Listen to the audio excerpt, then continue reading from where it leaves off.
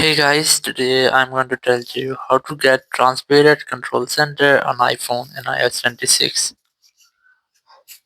If you are using iPhone or you want to get transparent control center, so let's see how can you do that. So the very first thing you have to check, you have to make sure that you have a strong internet connection. It might be your Wi-Fi or cellular, or you have to make sure that your VPN is not connected. You go for settings, then general, then go for transfer or here the option VPN device management. You have to make sure that your VPN is not connected. And once you have done, you just have to go back and go for general again.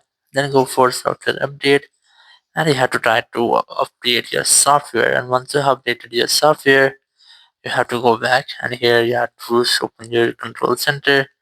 And here you can see that you have a transparent control center in your iOS 26. Or if it doesn't work for you, you have to open settings.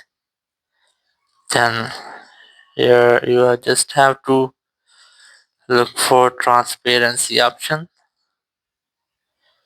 and here you have to make sure that you haven't enabled this reduce transparency, or if you have enabled this toggle you have to turn it off. Once you have done, you just have to go back, and here you have to search for control center.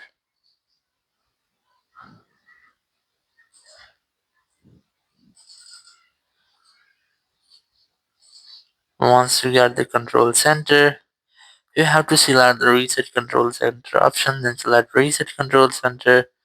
Then you have to enable this toggle, and now your control center is completely transparent.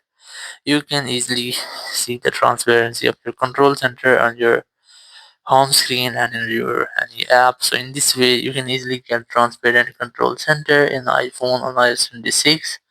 Thank you very much for watching the video. Until next video, bye bye.